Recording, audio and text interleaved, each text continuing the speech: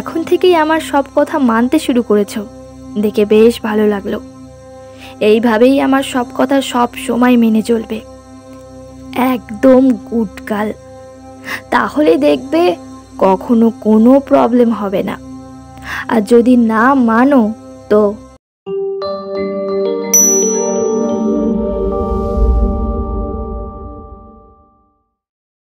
Hello বন্ধুরা, creative গল্পের take চ্যানেলে তোমাদের সবাইকে স্বাগত। আমি আছি তোমাদের সাথে তনিমা। তোমরা সবাই শুনছো দগ্ধ বাসর। আর আজকের পর্ব হলো 11 আর 12। তাহলে চলো বেশি দেরি না করে আজকের পর্বগুলো শুরু করা যাক।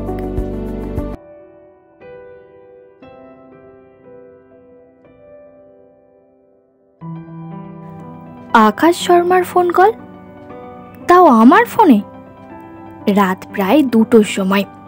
সত্যি ভীষণ ঘাবড়ে গেছিলাম। এর উপর আবার যখন লোকটা বিনা ভনিতায় বলল, হ্যালো মাই লাভ, তখন মনে হলো সর্বাঙ্গে আমার লক্ষ লক্ষ প্রজাপতি একত্রে ডানা ঝাপটালো। আমি নিজেও জানি না কেন, কিন্তু সে রাতে সেই মুহূর্তে মনে হলো আমার নারী দেহে এক অদম্য অনুভূতির ঝড় বয়ে গেল। এই অনুভূতি যতটা অদ্ভুত তার থেকে শতগুণ বেশি নিষিদ্ধ। নিষিদ্ধ এই কারণ এমন অনুভূতি আমার এই ছোট জীবন পরিধিতে ইতিপূর্বে আর কখনো উপলব্ধি করিনি আমি। খুব অবাক শোনালেও যে মানুষটার জন্য আমার গোটা ভবিষ্যতের সামনে একটা প্রশ্নচিহ্ন বসে গেছিল, যে মানুষটার প্রত্যক্ষ বা পরোক্ষ চক্রান্তর কারণে আমার জীবনের সবচেয়ে গুরুত্বপূর্ণ মানুষ, আমার বাবার সাথে আমার দূরত্ব তৈরি হয়েছিল, তাকে ঘৃণা তো দূর, তার প্রতি এক অমোঘ আকর্ষণে আমি উন্মুখ হয়ে উঠেছিলাম। আকাশের শীতল কণ্ঠে নিজের উদ্দেশ্যে এমন অভাবনীয় সম্বোধন শুনে আমার সেই আকর্ষণ আরও তীব্রতর হয়ে ওঠে। উত্তেজনা এতটাই বেড়ে যায় যে উত্তর দেওয়ার সামর্থ্য থাকে না আমার। আমার এমন অখণ্ড নীরবতা নিজের কাছে বড় বেশি রকমের অদ্ভুত লাগতে থাকে, কিন্তু তবুও একটাও শব্দ বের করতে পারি না গলা থেকে। নির্বাক মূর্তির মতো মোবাইল কানে ধরে বসে থাকি। আমার এই নীরবতা হয়তো আকাশ শর্মার ধৈর্যের চ্যুতি ঘটায়। আগের মতোই শান্ত গম্ভীর কণ্ঠে বলে ওঠে, মিস মেহুল সেন, আমি জানি তুমি আমার কথা শুনতে পাচ্ছ।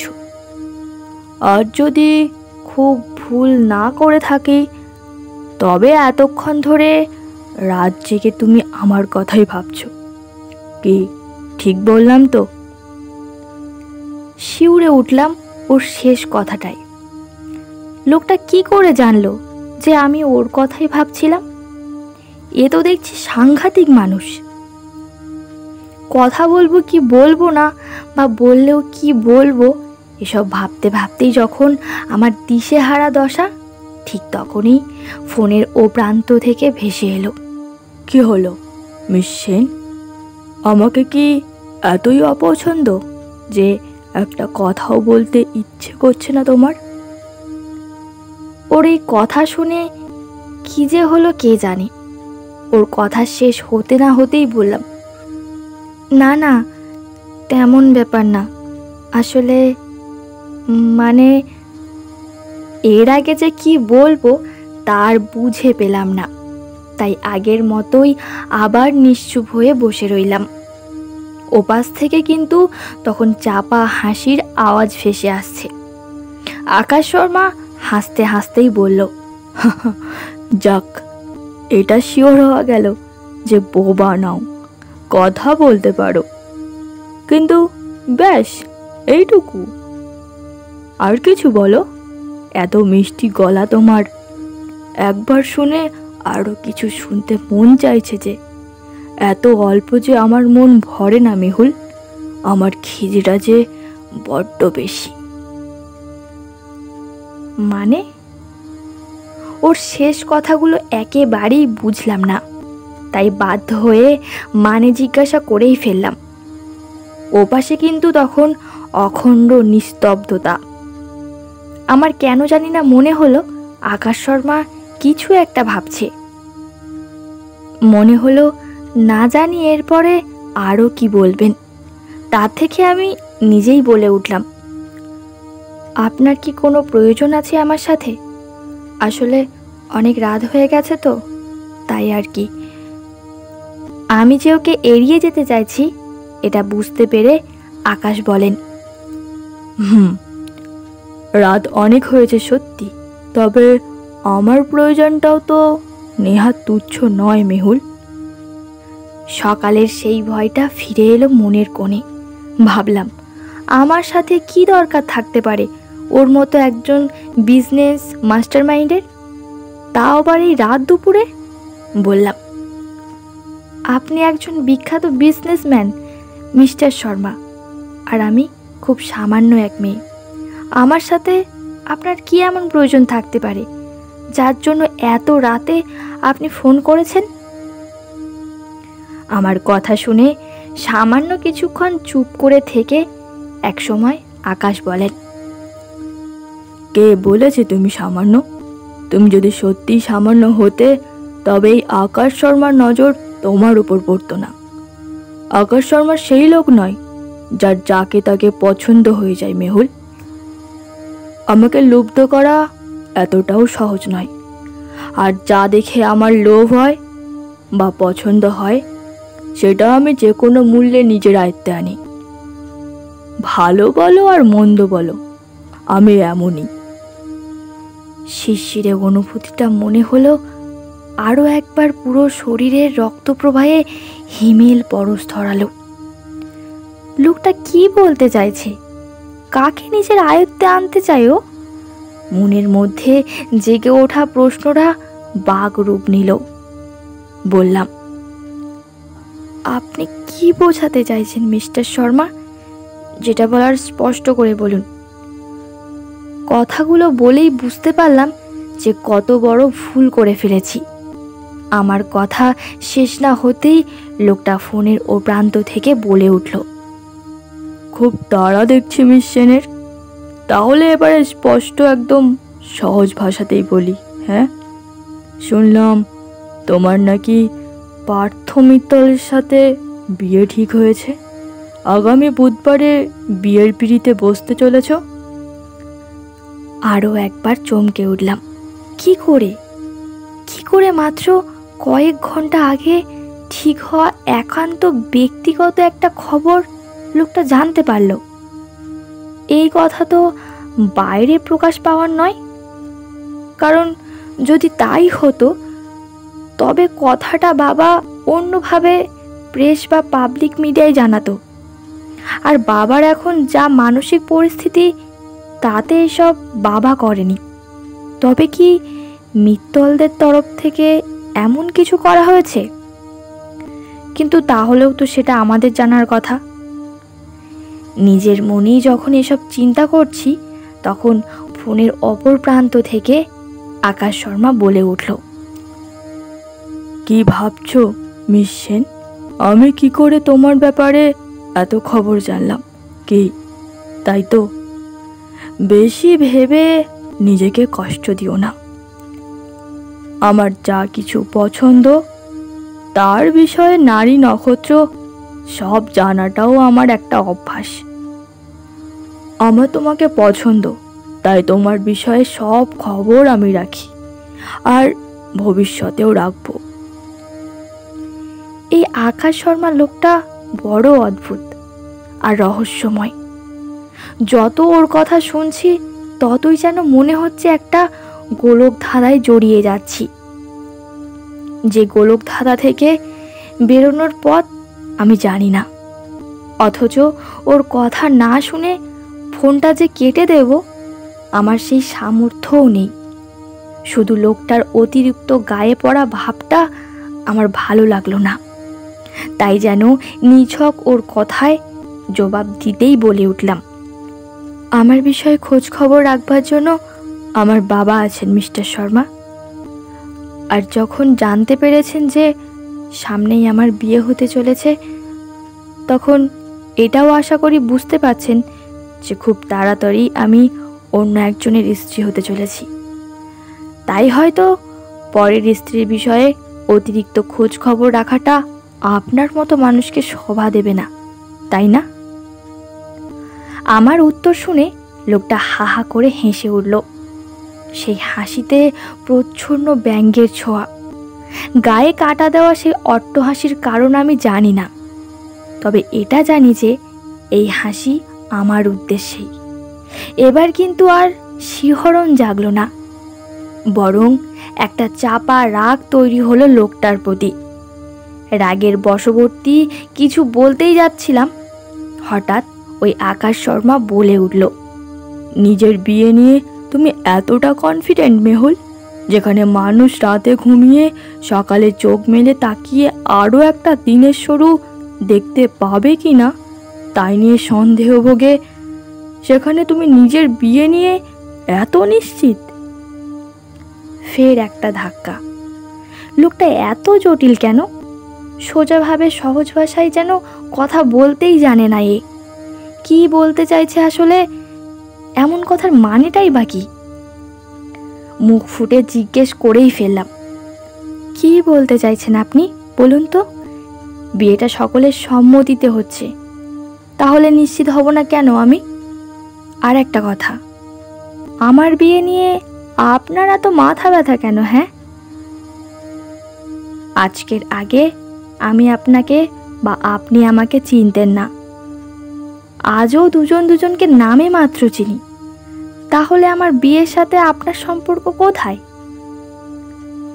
ও প্রান্ত থেকে উত্তর আসে, হয়তো পরিচয়টা একদম নতুন আর নামে মাত্র, কিন্তু পরিচয়টা তো হয়েছে। আর বিলিভ মি মিস সেন, এই পরিচয়টা তোমার জীবন বদলে দেবে। আজকের এই দেখাটা যদি না হতো, তবে হয়তো তোমার জীবন তোমার বাঁধা ধরা সোজা খাতায় বয়ে চলতো।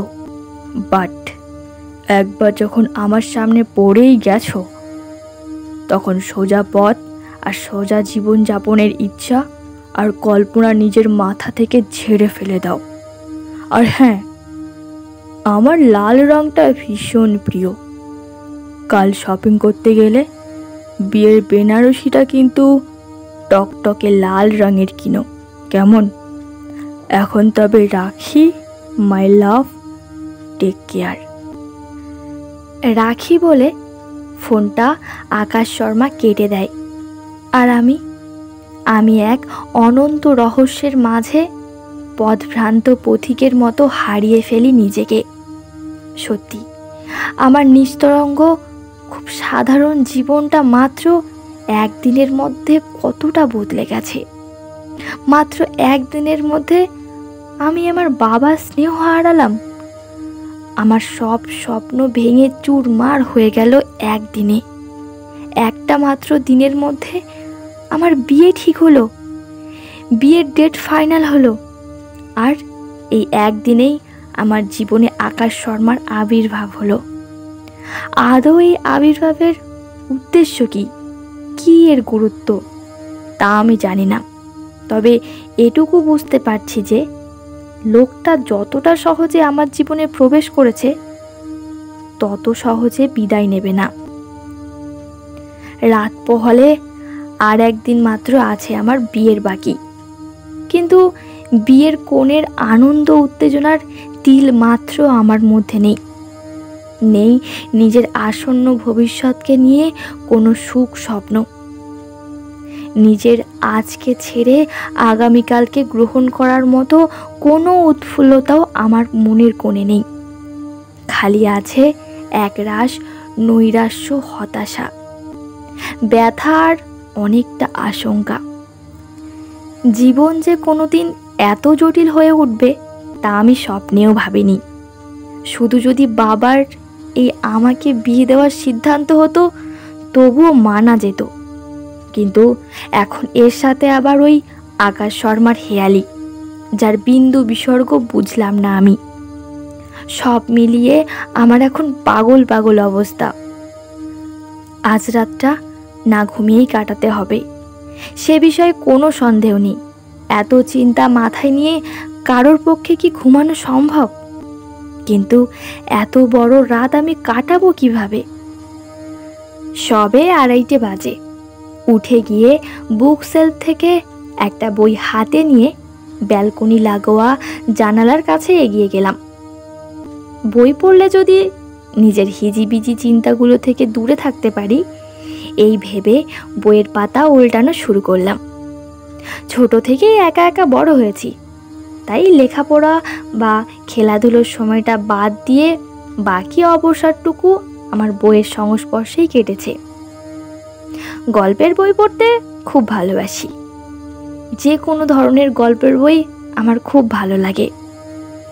মায়ের স্নেহবিহীন আমার কৈশোরের একাকিত্বের সাথে এই বই একবার পড়া শুরু করলে গোটা জগৎ ভুলে ওর মধ্যে ডুবে থাকতে পারি। আর এর ব্যতিক্রম আজকেও হলো না। প্রথমটা একটু বিক্ষিপ্ত মন এদিক ওদিক থেকে নানান টুকরো টুকরো ভাবনাকে টেনে নিয়ে আসছিল, কিন্তু যত একের পর এক কালো কালো অক্ষরে ভরা পাতা উল্টাতে লাগলাম, তত সব ভাবনা, সব চিন্তা থেকে দেহ মন মুক্ত হয়ে উঠতে লাগলো। যথারীতি নিজেকে হারিয়ে, নিজের ভূত ভবিষ্যৎ বর্তমানকে হারিয়ে ফেলে আমি নিজেও ওই অক্ষরের রাজ্যে নিরুদ্দেশ হলাম। গল্পের বই পড়তে পড়তে সময়ের হিসেব আর ছিল না আমার। রাত যে নিশুতি গভীর হয়ে উঠেছে তা বোঝা যায় চারিদিকের নিস্তব্ধতার। হঠাৎ হোয়াটসঅ্যাপে মেসেজের যান্ত্রিক শব্দে হুঁশ ফেরে আমার। চকিতে যেন গল্পের কল্পনা রাজ্য ছেড়ে বাস্তবের কঠিন কঠোর মাটিতে আছড়ে পড়ি আমি। বই বন্ধ করে পাশে রাখা ফোনটা হাতে তুলে মেসেজ চেক করতেই হাত কেঁপে ওঠে, কারণ মেসেজটা এসেছে আকাশের নম্বর থেকে। আর তাতে লেখা রয়েছে, জানি বই পড়তে ভালোবাসো, কিন্তু তাই বলে এত রাত পর্যন্ত জেগে জেগে তা পড়তে হবে? ওটা রেখে দিয়ে এবার লক্ষ্মী মেয়ের মতো ঘুমিয়ে পড়ো। সামনেই বিয়ে, এরপর রাত জাগার সুযোগ আর কারণ দুটোই পাবে। এখন তাই না ঘুমিয়ে কষ্টের বোঝা বাড়িও না। এক নিঃশ্বাসে পুরো মেসেজটা পড়ে নিয়ে খানিকক্ষণ স্তব্ধ হয়ে বসে রইলাম আমি। নিশ্চল শরীরে মনে হলো যেন কোনো শক্তি অবশিষ্ট নই আমার। মনের মাঝে অশান্ত প্রশ্নরা ফিরে আসতে লাগলো, আর এবারে আরও জটিল আকার নিল তারা। মনে হলো, আচ্ছা, লোকটা কি করে জানলো আমি না ঘুমিয়ে বই পড়ছি? তবে কি নজর রাখছে আমার ওপরে? আবার মনে হলো, এত রাতে এই মেসেজ পাঠানোর মানে কি? আমার প্রতি এত কেয়ারিং বা কেন হচ্ছে আকাশ শর্মা?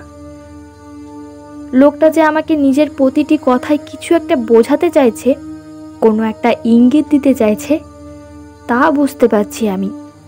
কিন্তু কি সেই ইঙ্গিত, সেটাই তো বোঝা যাচ্ছে না। নিজের এই অজ্ঞতা, এই মূর্খামিতে ভীষণ রাগ হলো নিজের প্রতি। ফোনটা বিছানায় ছুঁড়ে ফেলে নিজেও একপাশে বসে পড়লাম চুপ করে। ঠিক তখনই আবার একটা মেসেজ এলো ফোনে। এগিয়ে গিয়ে ফোন হাতে নিতেই দেখলাম সেই একই নম্বর, মানে আকাশ শর্মার নম্বর থেকেই মেসেজ এসেছে। হোয়াটসঅ্যাপ ওপেন করে মেসেজের দিকে তাকাতেই শীতল স্রোত বয়ে গেল।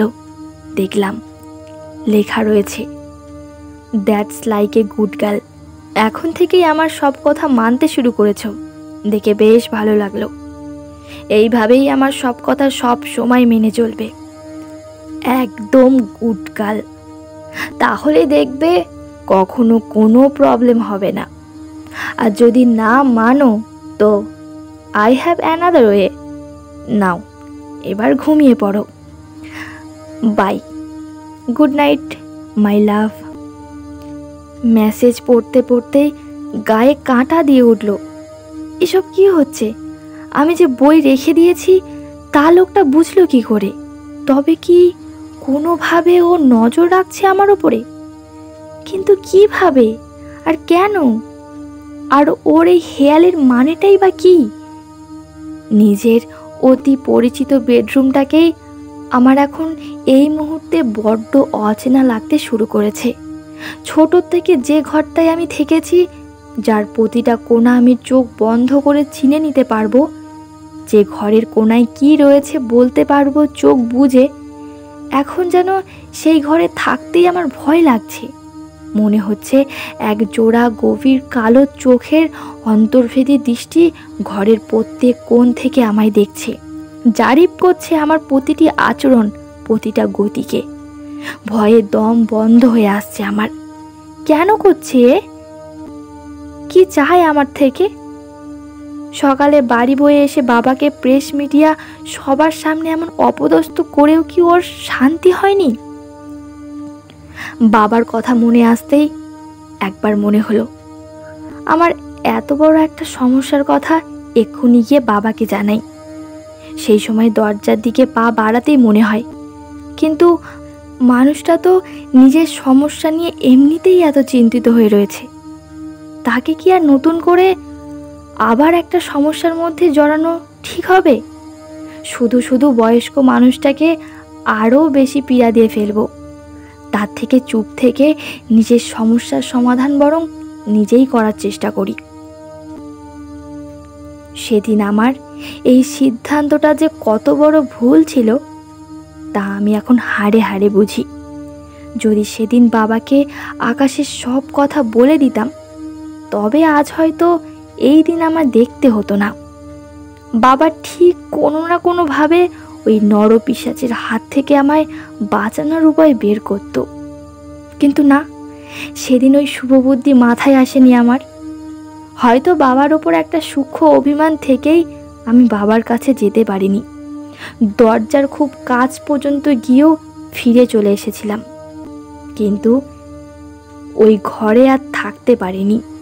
নিজের পরিচিত ঘরখানা আমায় গিলে খেতে আসছিল এক অদৃশ্য দানবের মতো। ফোনটা হাতে নিয়ে এক দৌড়ে নিজের ঘর ছেড়ে বেরিয়ে যাই। তারপর সোজা একতলার স্টাডি রুমের পাশে বড় গেস্ট রুমটায় চলে আসি। এই ঘরেও একটা বেড রয়েছে, সেখানেই নীরবে গা এলিয়ে দেই। শরীর তখন ক্লান্তিতে ভেঙে আসছে, দু চোখের পাতা জড়িয়ে আসছে ঘুমে। সমস্ত চিন্তা ভাবনার বোঝা নিয়ে নিদ্রার সাগরে ডুবে যাওয়ার আগে পশ্চিমের দেওয়ালে লাগানো বড় ওয়াল ক্লকটায় চোখ পড়তে দেখি 3:45 বাজে। রাতের আর বড় বেশি বাকি নেই। খুব শীঘ্রই নতুন প্রাণের আলো নিয়ে একটা নতুন দিনের শুভ সূচনা হবে। এই নিকষ রজনীর নিরবিচ্ছিন্ন আধার কেটে যাবে, সেই সাথে তার সব গ্লানি, সব বিপত্তির অন্ধকারও কেটে যাবে। কিন্তু আমার নিজের জীবনে যে ঘোর কালরাত্রির সূচনা হয়ে গেছে, তার অবসান কি আদৌ হবে?